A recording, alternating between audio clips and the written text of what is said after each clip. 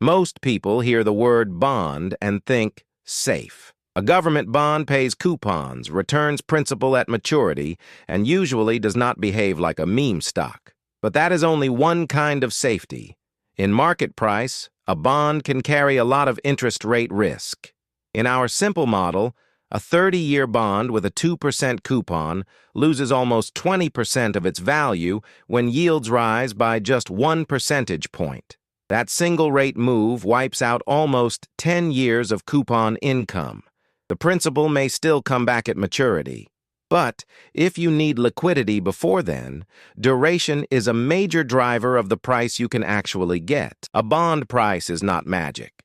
It is just the present value of future cash flows.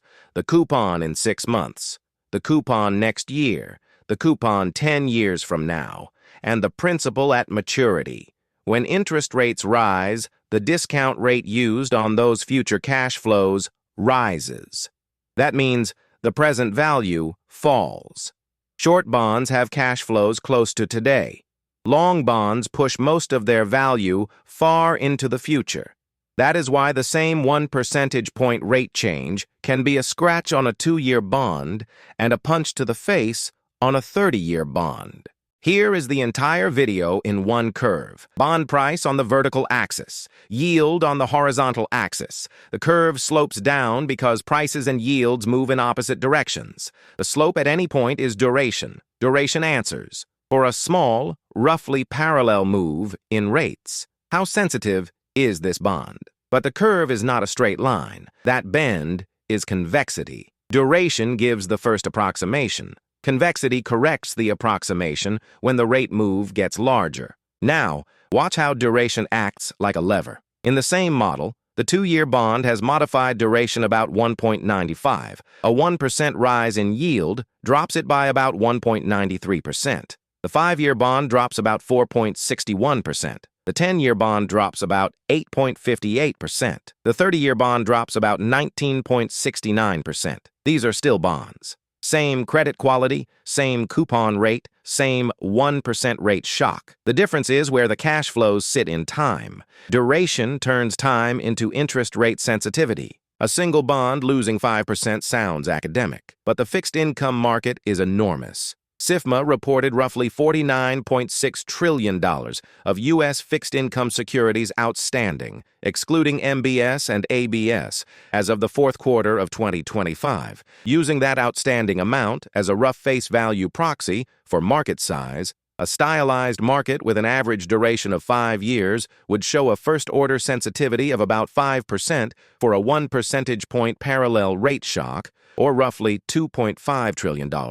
That is not a forecast or a precise mark-to-market estimate for the whole market. Real bonds do not all move together. Credit spreads, mortgages, liquidity, hedges, and differences between face value and market value matter. But it shows why duration is a lever. Tiny rate changes can move market values measured in trillions. In 2022, this stopped being a textbook idea. The FOMC raised the federal funds target range from near 0 to 4.25% to 4.50%. Fed data show the 10-year Treasury yield moving from 1.52% at the end of 2021 to 3.88% at the end of 2022. The 30-year moved from 1.90% to 3.97%. A long-duration bond bought during the low-rate period did not need a default to lose value. It only needed discount rates to move up. Silicon Valley Bank is the real-world anchor for this video, but it should not be oversimplified. SVB did not fail only because bond math exists. The Fed OIG described rapid growth, concentrated clients, uninsured deposits, weak risk management, hedging decisions, and communication failures. But duration was a critical mechanical layer. The OIG reported that during the low-rate period, SVB invested a large portion of deposit inflows into long-maturity U.S. Treasury and agency mortgage-backed securities. Its total securities portfolio grew from $23 billion in 2018 to $125 billion in 2021. Its held-to-maturity securities grew from $15 billion to $98 billion. About 65% of the HTM portfolio had maturities over 5 years. When rates rose, those securities lost market value. By year-end 2022, unrealized losses were about $15.2 billion in HTM and $2.5 billion in AFS securities. Then, in March 2023, SVB announced a sale of substantially all AFS securities at a $1.8 billion loss. Duration risk became visible precisely when liquidity mattered. This is the subtle part. If a high-quality bond is truly held to maturity, the investor may receive every coupon and the principal. That is why bonds can be safe in credit terms. But market value still matters if the investor needs cash before maturity, has to meet withdrawals, post collateral, rebalance, or prove solvency. Held to maturity accounting can delay when losses hit the income statement. It does not make the economic value immune to interest rates. A duration loss is a hidden loss only until somebody needs liquidity. The most dangerous part of duration is that the coupon feels steady while the price moves instantly. Our 30-year example pays $20 per year on a $1,000 face value. A 1% rise in yield cuts the market price by about $196.90. That is almost 10 years of coupon income erased in one repricing. With a larger 2022-style long-rate move from roughly 1.90% to 3.97%, the same teaching bond falls by about 35.8%. That is more than 18 years of coupon income. That coupon comparison is a simple cash income intuition, not a present value equivalence. Again, this is a simplified bond, not SVB's exact portfolio. But the lesson is general. The longer the duration, the more a tiny yield move can dominate the coupon.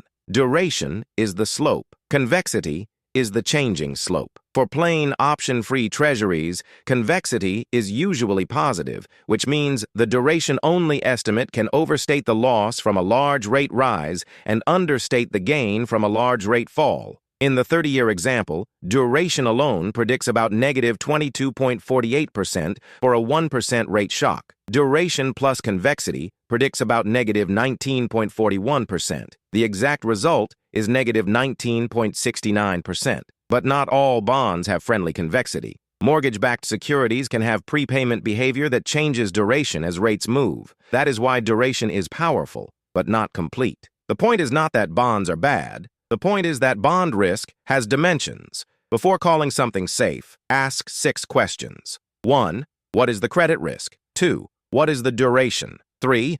How long can it actually be held? 4. What happens if rates move before the cash is needed? 5. Is there embedded optionality, like callable bonds or mortgage prepayments? 6. Is there leverage, forced selling, or liquidity pressure? A Treasury bond held to maturity by a patient investor is one thing. A long-duration securities portfolio funded by flight-prone deposits is a different thing. Same asset class, very different risk structure. So the next time someone says bonds are safe, the right question is, safe from what?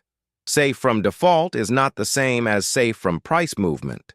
Safe at maturity is not the same as liquid today. Duration is the bridge between interest rates and bond prices. And once the market is measured in tens of trillions, that bridge becomes a lever.